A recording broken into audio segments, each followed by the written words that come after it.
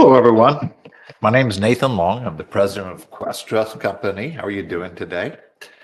Hopefully, we can get some good education for you. As I go through my PowerPoint today, I have some people to assist me. I have Evelyn and Rebecca. They're certified IRA specialists at Quest. And so you can type in questions in the chat box. They'll answer them as they go, or they'll even interrupt me if they think it's an important question to ask, and we'll move on. So feel free to ask questions as you go, and we'll try to leave a little bit of time to have some questions at the end. Is the PowerPoint up there, Victor? There we go. Okay. So today I want to talk about what's often called the individual 401k, or sometimes it's referred to as a solo 401k. And actually, that's not correct. I call it an owner's only 401k because it doesn't need to be an individual or a solo. That's a misconception. It just needs to be only owners that own the property.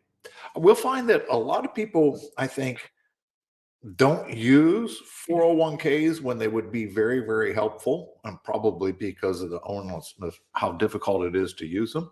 And so we'll try to solve some of those problems, and I think that also people get in a lot of trouble with them. So I think it's an important area to stay educated on in the retirement area, especially as we come around to this time of year. Go ahead and advance.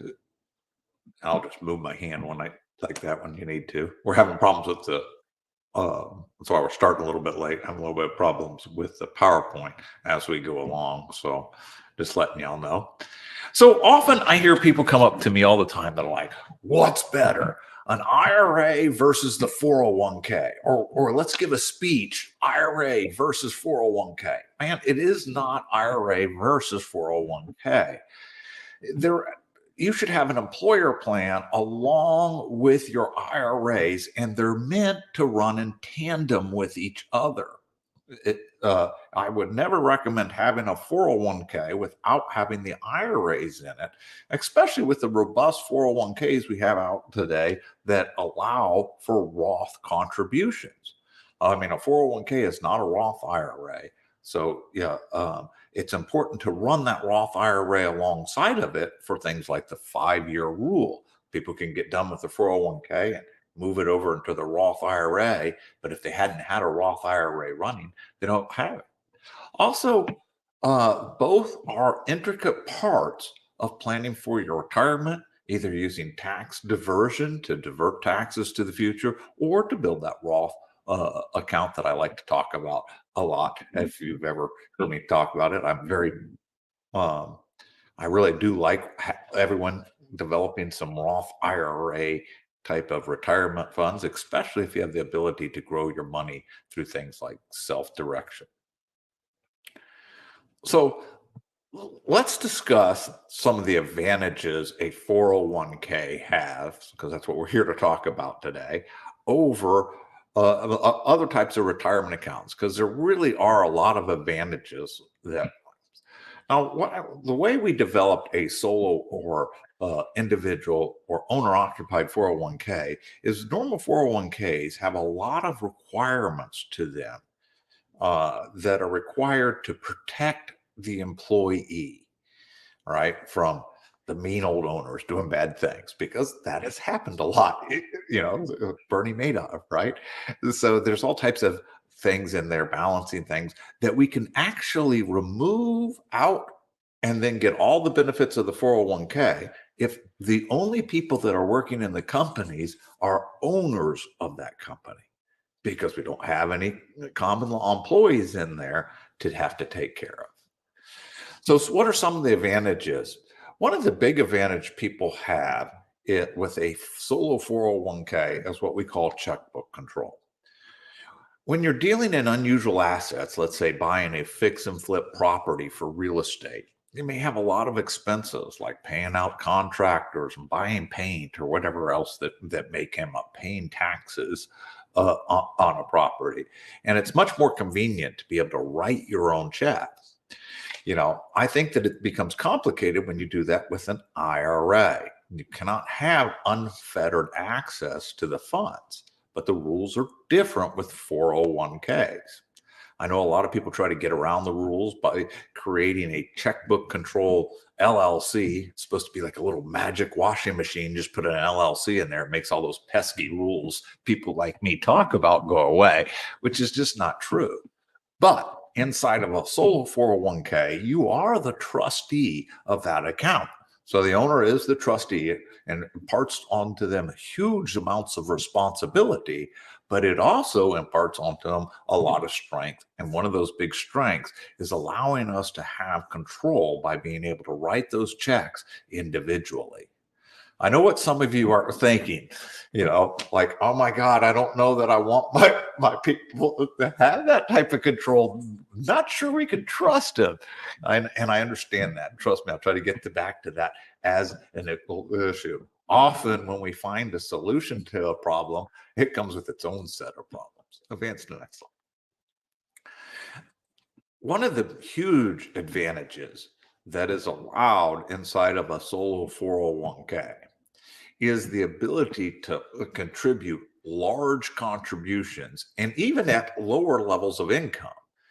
And I know a lot of people go, well, why would someone with low income want to put a whole bunch of money into a retirement account? Well, I have a lot of my clients who have a large amount of investment income or Schedule E type of income, right? They might have a lot of rental properties or other type of things like that that's creating income that's there. And they have a small amount of either Schedule C or W-2 income from some other source.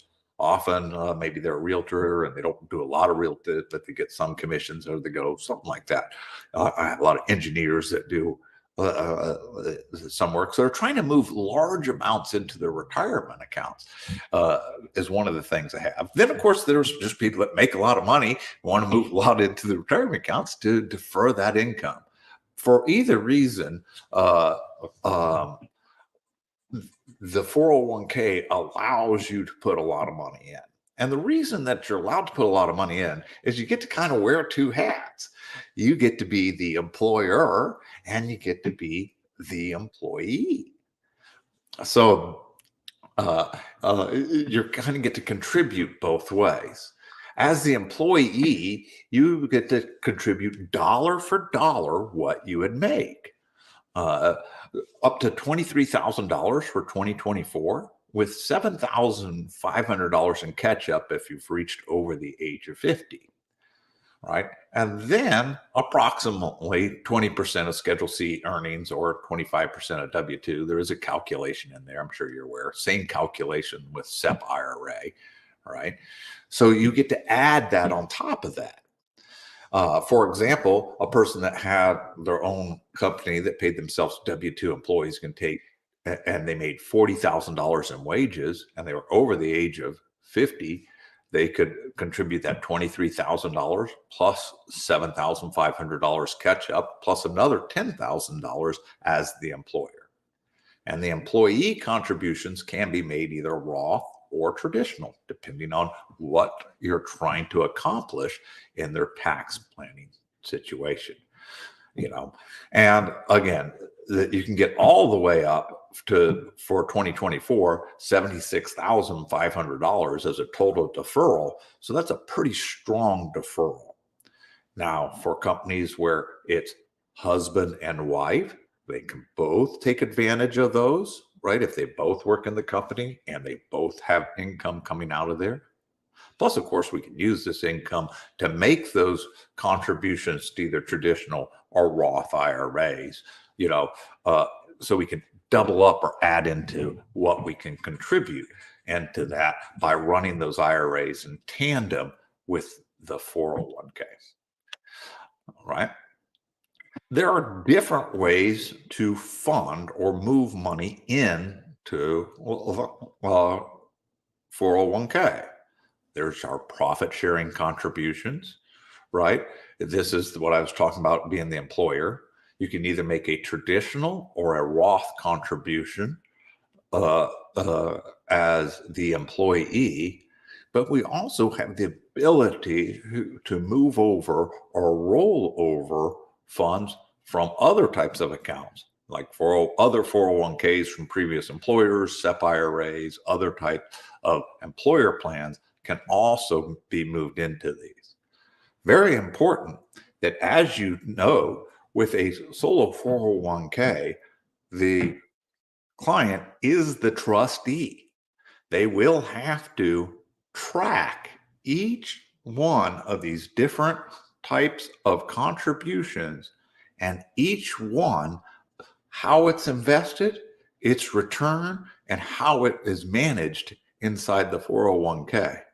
So every time they're writing that check, it might be coming out of 4 different buckets with all different types of reporting that may be required as we go into the future. Try not to panic. I guess thanks, but there is a lot of different fun. One of the big advantages to a solo 401k or again, an owner 401k is you can invest in anything anywhere. All right. It does allow that full plethora of self-direction, like the stuff we see at Quest all the time, like real estate, entities, traditional type of investments like brokerage firms. You can have your own brokerage firm inside there, as well as promissory notes, crypto. Basically, if you can take title to it, there's very, very, very few restrictions as to the type of things that you can own, which is basically just collectibles, and life insurance aren't allowed. So the vastness of what you can do with the 401k is incredible and works very well. I'm sorry I keep moving my hands. I probably confuse you a lot. I can't seem to talk without using my hands, and that's how he's advancing the slides. Poor guy. One of the biggest advantages and underused, and we need to spend a little bit of time talking about this, is there's an advantage inside of a 401k plan against UDFI, unrelated debt finance. So in order to understand this advantage, we got to talk a little bit about the problem, right?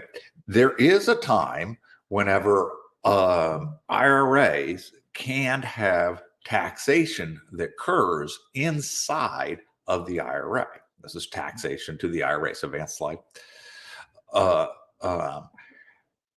Most of the time, this is what we call running a business or unrelated business income tax. All right. So if we take an IRA or any type of retirement account and we're running a business, is that illegal? No, it's not. But there are certain restrictions on them. And one of the restrictions is that any of the income that it makes from that business, like an owner operated style business, then we have to pay tax. Right. And we pay the tax at trust rates. And as you know, that can get very high. Right. Very, very quickly for people. So most people wouldn't run a business inside of an IRA because of that. There's other restrictions that relate to the prohibited, like you can't work for it, receive a salary, you can't receive a benefit. So it becomes, you have to be so hands off on the business. It does tend to be restricted, right? There are times that my clients run into unrelated business income tax for doing things like renting property. A big one is like mobile homes. A lot of people will buy mobile homes. It's not attached to a piece of land. That is renting personal property and is subject to unrelated business income tax. The IRA has to file their own tax return, a 990T. A lot of you know that can be somewhat complicated, right? Inside of there. But next slide. Most of the time, what my clients are getting in trouble with, or where they have a problem and need help with filing or creating a situation where they have taxation in their retirement account, is when they're buying assets that are debt leveraged. In other words, we're buying real estate with a loan on it. And almost all real estate that you buy these days have a loan. That's a very common thing to happen, right? We do see that people pay cash and have cash rentals and cash flip and fix, but often we're borrowing a non-recourse loan and buying a property, a long-term property, right, and using the rents to pay down the property as it goes. Whenever a property is debt leveraged, to the extent that it is debt leveraged, that property is subject to unrelated business income tax. just to the extent it is debt leverage. This is something you should pay attention to because I have often seen people help prepare a 990T and they prepared it on unrelated business income tax instead of the debt finance portion. Remember, it is only the percentage of debt financed. So, for example, if we put 40% down on a property, then we're only 60% debt leverage. We would only pay tax on that 60%. And of course, you have your depreciation and everything else that you can use inside of there. So that's important to have. The big time that you see this, and you see it an awful lot, is with syndication. Whenever we have people that are minor partners, hey, you guys want to buy into this? They're sophisticated investors, got good money. They want to buy into an apartment complex. And guess what? You can do this with your retirement account. And sounds good, everything else. The problem that they run into is when they're buying that apartment complex, of course, that apartment complex is debt leverage. They're owning it with a pass-through entity like an LLC, limited liability company. And so that taxation is just simply passing through. And often, though it's in the stuff, they don't realize it until after they've done the deal that now they're going to have to file this 990T with their IRA. They're going to have to pay taxes on some of this profit, and it can often upset them or give them a bad taste in their mouth about their things. I try to remind them, you only have this problem, if you have a good problem to have, which is you're having to pay taxes because you make good profit. But at the same time, there are ways to deal with this, right? Obviously, one of the things that do is capital gains. Most of the time it's over 1 year, so different capital gains rates and different things happen. But one of the easiest solutions to unrelated debt financed income is simply, if we have done the deal instead of in an IRA, we've done it in a 401k. As long as we're holding it over a year, there's an exemption to that tax. What's the next slide? Right. What I really like about this exemption, or where I've seen it used, is I have seen people have done the deal in their SEP IRA or traditional IRA. It's going to turn out to be a big deal. And guess what? Oh, goodness. Here comes the unrelated business income tax, and it's going to hit them hard. Well, if you can transfer that by using a rollover into a 401k prior to the distribution of the profits, as long as you've already held that property for a year, it will immediately fall into the category of the exemption for the unrelated business income tax.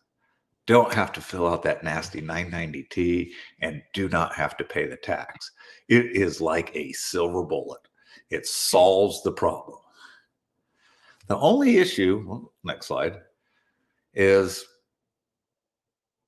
the problem of 401k has its own problems, right, that need to be solved. 401ks are difficult and people get in trouble, and there's definitely limitations on it. One of the people on our chat box, Rebecca Miller, she is our Gold Family Officer. She's also an expert in these type of plans. She's really good to have in your Rolodex when you have a question about things like that. But let's take a look at some of the problems, and let's take a look at what the solutions to those problems could be as well. What's the next slide here? One of the big problems that we have is legitimizing. What does that mean? Well, you can't go, golly gee, them little 401ks are really nifty. I want one. You can't be like that. You have to have a need for it, and that need comes in the fact that you're going to have income. Right? You're going to have Schedule C, or you're going to have to show that you have this self-employment income by showing it on your tax return and making a contribution into the 401k plan at least that first year that it's open. It's unclear that it needs to be done every year. I certainly wouldn't go long periods of time without ever making another contribution. But if you skipped a year or two, that's clear that that seems to be okay too. You could have a company that doesn't have profit in those years. But we must legitimize it by doing two things, right? That is, thing one, I have to have that income of self-employment from somewhere, right? Not W-2, not Schedule E or whatever. It has to be a qualified income. Two, we have to make that contribution. That's the legitimization process. Give me another click here. Um, I have seen people where they've created or took in a little bit of extra income and took a small amount of income just to create the 401k, and that has worked well. So, because there is no guidelines on what it is that you need to contribute. You can ask Rebecca about that. She can point to you to talk about where, but I've seen people create very small amounts of income, put it out there, made sure it was qualified income, and then use that income to make a contribution into their 401k. And then we're able to roll over stuff from their traditional or SEP IRAs into the 401k and utilize this exemption. Right? One other thing, this is a door stopper for a lot of people, and I don't have a solution for this one. That is that you cannot have any common law employees, and grouping rules do apply. What do I mean by that? In other words, I am a W-2 employee at Quest, but because of the fact that I'm also an owner of Quest, I have common law employees. If I had a haircutting business, which I assure you, you would not want me to cut your hair, I wouldn't make very much money. But if I did, and I was making money cutting hair on the side, I could not have my own solo 401k. Whereas if I were just an employee at Quest and not one of the owners, I couldn't, because there's grouping rules that will group the companies that I own together. I cannot provide a benefit for one set of employees that I do not provide for the other set of employees. And that would prevent me from ever having a solo 401k. So if your clients or yourself have common law employees, not, then and at that place, at this business or any other business, this is a showstopper for the use of an owner-operated solo 401k. You can have a 401k. You're just going to have a more robust one out there. Next slide. Here's one of the limits that you have is you cannot move a Roth IRA into a 401k. I get it. Roth 401ks now have Roth components to it. It sure seems like it'd be logical to be able to do that. But the way that they stack the laws, they used to not have that. There's laws in there that say Roth IRAs cannot be moved. The only thing a Roth IRA can really become is a distribution. It can be moved to another person upon death, right? But it really only becomes a distribution. The Roth IRA is the end game. And anytime we move money out of a 401k into a Roth IRA, that's where it will go. It won't be able to go back in to a Roth 401. Give me a click here, right? But remember, always, if you have a 401k with a Roth component, whether it's an owner 401k or one that's your W-2 job, either way, you should always have a Roth IRA running in tandem with it. If you make too much money, use a conversion to start a Roth IRA, whatever it takes, because you have to have a Roth IRA for 5 tax years in order to receive those tax-free distribution upon retirement. So it's really important to keep a Roth IRA going. I encourage all of my clients. And for the first time in a long time, most of the people that are clients have their money through traditional IRAs, right? Because they're getting that money from their old 401ks. It's moving into their traditional IRA. But recently, through our education and stuff, our Roth IRAs have moved into a larger position at Quest than our traditional IRAs. And that's really exciting to me. That means that people are really getting the educations and they're really understanding the benefit that Senator Roth gave us all those years ago. Let's move on. Here's one of the other problems, and I've alluded to a lot of problems with the 401k. It's the bookkeeping I'm reporting. There is a lot of government reporting that you have to do inside whenever you have a 401k. And trust me, most people are not sophisticated enough to run one of these, right? You have to, if you take a distribution, you have to follow your own 1099Rs, couldn't get that one out. And you have to have 5,500 EZs, 5,500. And also, just to get the information to prepare the 990T and track it correctly inside a 401k can be very complicated. What's the solution to this? Oh, it's coming. Yeah, I'm going to talk about it in a second. We have a new platform that I want to talk about. Next slide. Next problem that we have, record keeping. Remember, we have inside this one account, we have all these different types of account. We got deferral pre-tax, deferral Roth, profit sharing, rollovers, after tax, and employer match amounts. All these different things can be invested separately or together into one investment. Man, that's some complicated bookkeeping that most people, I just don't think are there to do it. Again, what's the solution? Quest 401k. Next slide.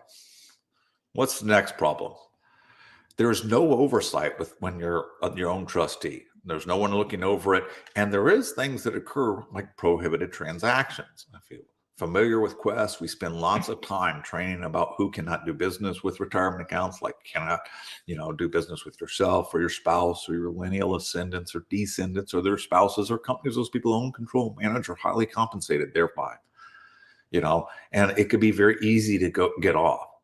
And though Quest does not monitor you from doing self-directed, like if you're inside the IRA, you can still do a prohibited transaction, right? But just the fact that we're there looking at the thing, if it's obviously prohibited, often we can educate more blind. When you're in a solo 401k, you're on your own, right? You basically got the documents, there's the checking account, you're on your own. Bye. What's the solution? Once again, our platform. Why? It doesn't solve the problem, but it makes it more difficult for you to do a prohibited transaction, and all the education and resources are there to fix it. Go ahead and go to the next slide. Yeah, I've been talking about a lot, but this has been something that we've worked on for so long. It's something that's so badly needed, and we're so happy to introduce it to you guys. I'm not real good at sales pitchy stuff, but I got to tell you, I'm getting excited about this because it solves the problem that we've had for so long. And we have now developed a platform. Go ahead and give me the next slide, that addresses all of those common points and actually handles them, including the IRS reporting, prepares the forms for the 5,500 and 980Ts itself. Each thing has step-by-step documentation. I'll give a little demonstration in this. And the record keeping system is so easy to use. Every time a check comes in, it will automatically ask the questions to divide up and to keep all the record keeping. So you can't like force it in. It'll work. It automatically comes with a bank account, and all of the systems automatically change with regulatory changes and compliance, as well as give his electronic notifications for including combinations and require minimum distributions and knowledge, right? And direct asset acquisition, right? Each investor gets to do it, and we have super levels of security built all throughout this system. A big thing is just storing and keeping those documents, but inside of it, we also have tons and tons of resources of education, videos, calculators, things that help each thing as we go along the way. One more slide, and I'm going to stop and see if there's any questions or anything that you want to add? Rebecca, Evelyn, any questions you think you want to put out here live? Hey, you should be able to hear me now. Yeah, we can. So, it looks like we have one question that's been submitted through the chat. I want to remind everybody attending online that you can submit questions live through the chat. And Gail had a good one. I have a 401k and the funds have been decreasing. Should I withdraw and transfer it to a Roth, or the market will go up? Well, that's an interesting question. One of the best times to do a Roth conversion is when your asset has depleted in value, right? We talk about that all the time. That's one of the ways you can often recover. Now, of course, the hope is it's depleting in value and it's going to go back up, right? So the idea is that you pay your taxes at the lower point in it. The question is that question is multifaceted. All right. One of the questions is, I don't know what it's invested in and why it's gone down. I'm assuming maybe it's because you're talking about the stock markets and their conditions right now. So it's a lot of it's got to do with how you feel about what the stock markets are going or what they'll do. But one of the things you said is, do I take it out of that 401k and convert it into a Roth? And Becca will tell you, maybe, maybe not, because our 401k would allow you to do a conversion inside the 401k. You don't want to move it out to a Roth IRA and lose those other benefits like the exemption on unrelated business income tax. If I can have it inside a 401k, do the conversion and just have a bigger Roth bucket in my 401k. Remember, once I move it out to that Roth IRA, it could never go back into a 401k. Anything you would add to that, Rebecca?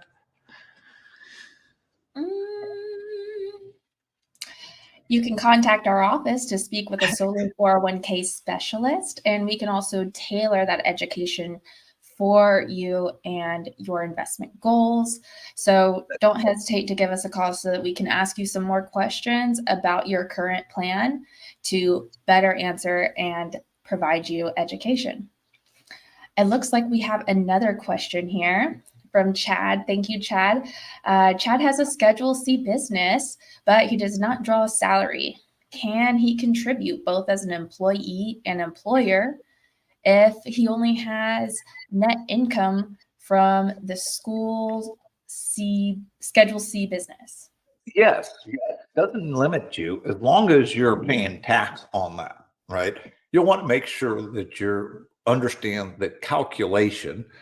If you have your company and you're W-2, the employer portion is 25%.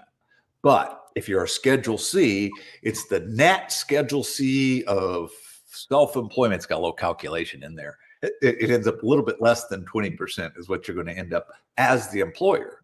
But you can definitely then do also the dollar for dollar as the employee. Yes, it doesn't have to be W-2 wages. I often use W-2 wages in my examples just because the calculation is easier than talking about, Schedule C minus net income earnings and the rest of that stuff inside of there. But yes, absolutely, Schedule C is the most common way that you see these accounts legitimized. Have you got one of those clap on, clap off things? Oh, no, it's a sensor for the light. It looks like we have another. How would you create income to be able to contribute?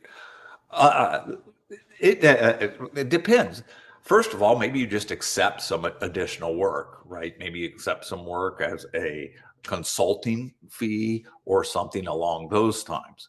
But often, you may have income that you've elected to place as a Schedule E because you get better taxation on it. But you could elect to place that in as Schedule C, pay those additional taxes just so that you would have it, right? I'm certainly not proposing that you do anything illegal in order to create income, right? I had one person did this. Honestly, they had to create some income. They sold some stuff in their house. They sold some stuff in their house on like eBay, got the receipts and said, hey, I got the stuff. I sold it. It was some Christmas decorations. I made a profit selling Christmas decorations, which they did, by the way.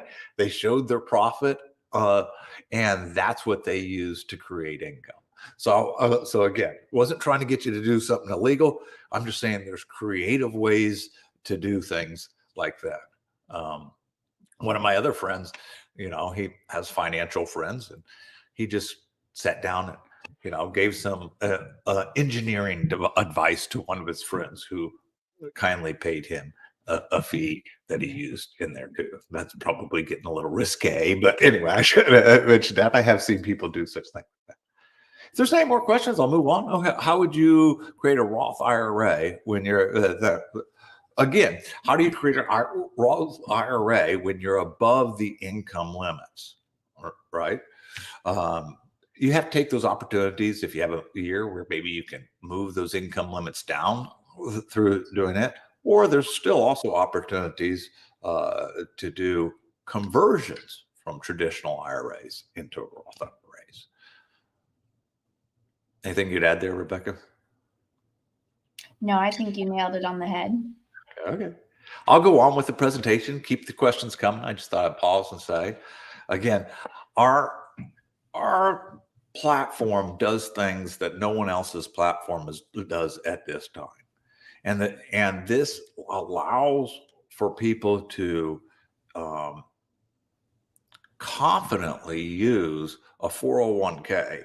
And I've offered this product in the past, and I'm really slow about selling it just because I just don't think that most people have the ability to handle the type of record keeping that is involved with this, where this system automatically does it for you. Give me the next slide there. All right. It's a little more expensive than our other stuff. Our average client pays somewhere around $30, $35 a month for their IRAs and their investments inside of here, where this is going to cost you about $100 a month or $1,200 a year because there's constant upkeep on it. For the right clients, one investment, right, that they save the unrelated business income tax on would pay for this for the entire lifetime that they would use this platform. So slightly more expensive, but I think considering all the bookkeeping, the fact that it does all the record keeping and everything else is really helpful in there. We're going to watch a little video here real quick, just give you a quick demo on how it works. This is Noah. He's very excited about this. I don't hear it. I don't have any sound.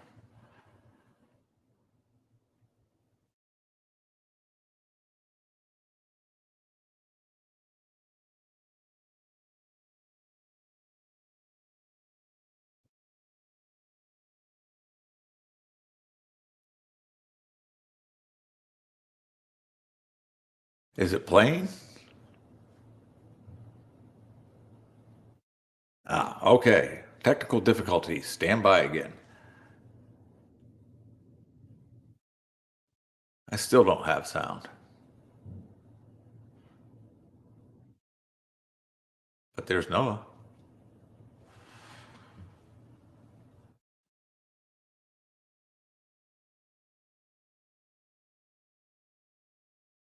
While we're waiting for them to fix that, yes, you do. You do not have to file a 5,500 if your 401k balance is less than 250. From 250 to 1 million, you can file the 5,500 easy, and from after that, it's the full 5,500. You are correct on that.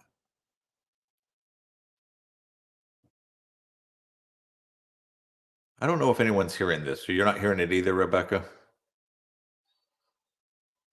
Victor, let's go ahead and just stop it and we'll move on. I'm sorry for the demo didn't work out. Uh, it really is easy to use, especially like things like you need to pull records to do a 990T. It just automatically will pull everything that you need, for you guys out there that have clients that You'll wish that you had this storage system for all their documentation.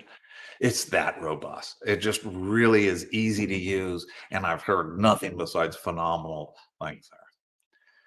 Before we wrap it up, and I'll continue to take questions, just pop those in there as we go.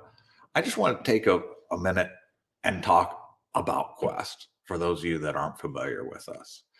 And yeah, I'm like a proud dad here, man. I mean, I am very, very proud of Quest, but it is a different type of company. We've ran now for 20 years, but Quincy and myself, when we started Quest, we got to start it a little differently. We're a little later in life and already reached some successes.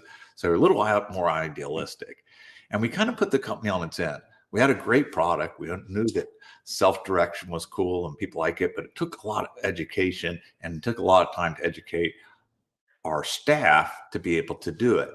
But we really enjoyed this, and this is what we wanted to do. And so for the last 20 years, we've basically put everything we could back into Quest. And the biggest place we put everything back in is into our employees. You see, at Quest, we put it on the end. We put the employees first. We educate them. Every single employee at Quest has to go through an education process. You know, even if you talk to Brian, our maintenance guy, he had to go through, he knows all types of stuff about self-directed IRAs. So every time you call up Quest, you're going to talk to somebody, even if it's just the person answering the phone, right? They're going to know about self-directed IRAs. They're going to know about retirement accounts. We have, give me the next slide. We have a ton of certified IRA specialists on our staff. We have about a staff of about 130 people. And you'll find that they're very bought into Quest. When you call up, they'll always answer the phone. There'll never be a machine. If you get on a chat line, there's always a person on the other end of that chat. It's not something there. And that person actually works at Quest and they can answer your questions. You'll find professionals in every single department that know what they're talking about.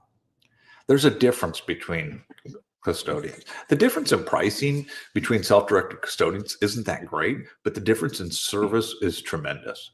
And it doesn't really matter until you really get in trouble. Right? And then you need, or something goes wrong. Well, I don't know about you, but I've been investing in real estate a long time. I've never seen a real estate deal where everything goes right. You know, it just does. And that's when you need the difference.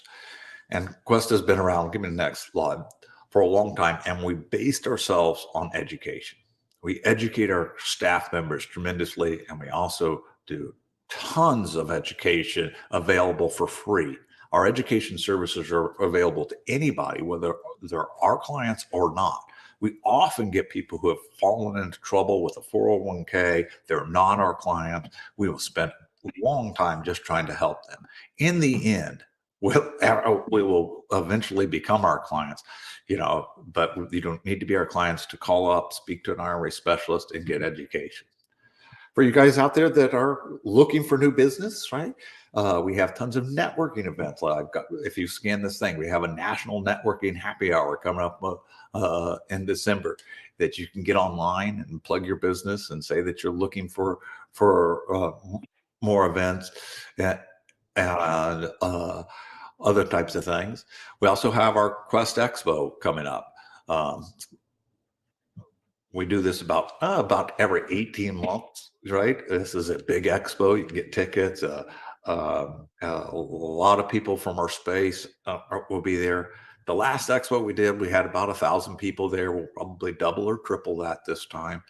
And I get tremendous amounts of comments when people come to this particular event. It's amazing how good it is. Again, because Quest is not in the expo business.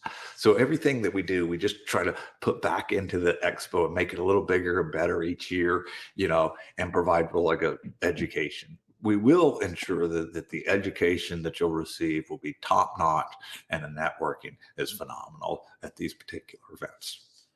But again, enough for me bragging about Quest. I honestly think that everybody here should have an IRA specialist in their pocket. They should have to be able, on the Rolodex, be able to pick up and talk to a Rebecca Miller. Hey, I got this client. They're trying to do this, and someone just died in their family, and this is happening, and whatever. Just the things. There is it takes me about 4 years to train a certified IRA specialist at Quest, right?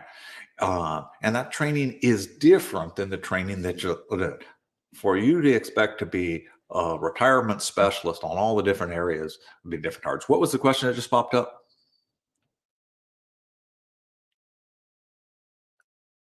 Any local in-person networking events? Yes, I don't know where you are locally, but we do have events, a lot of events in the Texas area, Houston, Austin, and Dallas. Rebecca, can you talk about where some of the other events may be? I know that we go to other places as well. Absolutely. So Quest Trust Company, in addition to hosting our own education and events like this webinar, will also go out and attend other alternative investment experts in their local industries to provide education to local groups that they may be hosting. So for instance, this coming Monday, I'm going to be in Miami attending the IVFON Family Conference. It's a family office conference where they're bringing in alternative investment experts and self-directed IRA account experts to help build up local family offices, resources for investment purposes. So what city are you in? Company in your back pocket. D, what city are you in? Flash us up and we can tell you about the events that are going to happen in that city. Here's the other thing. Sometimes you guys are in a place and like, hey, I got a little RIA group going on. Man, we'd like to learn about this. Or I got this little group of CPAs and we get together on Thursday night here in Atlanta or something. Man, we'll pack an IRA specialist up and send them out there to you, so that you can have some time and learn. Another thing, Dallas, man, we're loaded. We got tons of events in Dallas. We're up there near the Galleria, our office. We have an office space up there that holds about 100 people that we do events inside the office, and then things. So they'll get you a list of those. Hopefully this has been helpful, guys. Didn't want to try to be too salesy. I think that understanding solo 401ks or 401ks are really, really important part of investment strategies and retirement building. And we're happy to provide any more information, or if you guys have any suggestions on topics that you would like to hear from us, provide education on, just let us know. Any more questions with that? If not, I'll just wrap her up. Wait for it. Thank you, guys. Thank you very, very much. Happy holidays to you. I hope you have a blessed time and safe travels as you go through your holidays.